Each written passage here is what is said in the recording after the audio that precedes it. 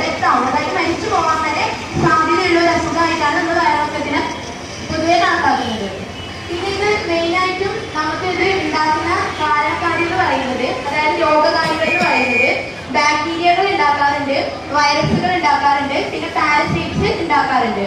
അതുപോലെ തന്നെ വൃത്തിയില്ലാത്ത ഫുഡുകളും അതുപോലെ തന്നെ വെള്ളം അതൊക്കെ നമ്മൾ ഉപയോഗിക്കുന്നതിലൂടെയും നമുക്ക് ഈ അസുഖം ഉണ്ടാവാറുണ്ട്.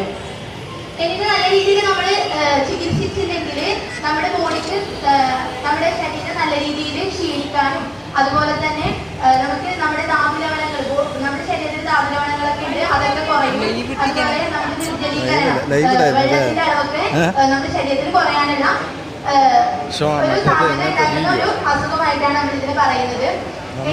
ഇതിന്റെ ഒരു ഇതെന്ന് പറഞ്ഞു കഴിഞ്ഞാല് നമുക്ക് 24 മണിക്കൂറിനുള്ളിൽ 3 അതിൽ കൂടുതലോ പ്രാവശ്യം വെള്ളം പോലെയുള്ള മല ആണ് പുറത്തു പോകുന്നതെങ്കിൽ അതിനെയാണ് നമ്മൾ എന്ത് പറയുന്നത്, വയറിളക്കം പറയുന്നത്. 24 മണിക്കൂറിനുള്ളിൽ 3 അതിൽ കൂടുതലോ പ്രാവശ്യം പോവുകയാണെങ്കിലാണ് നമ്മൾ അതിനെ വയറിളക്കമായിട്ട് കണക്കാക്കുന്നത്.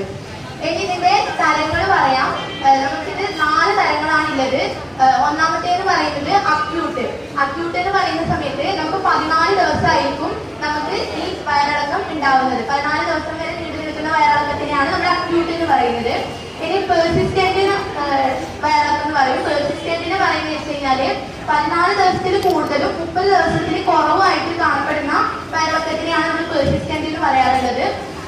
പിന്നെ പറയുന്നത് ക്രോണിക്. ക്രോണിക് എന്ന് പറയുമ്പോൾ 30 ദിവസത്തിൽ കൂടുതലായി നിൽക്കും, അതായത് 4 ആഴ്ചത്തോളം നമുക്ക് വയറിളക്കം ഉണ്ടാവുകയാണെങ്കിൽ അത് നമ്മൾ ക്രോണിക് എന്ന് പറയും.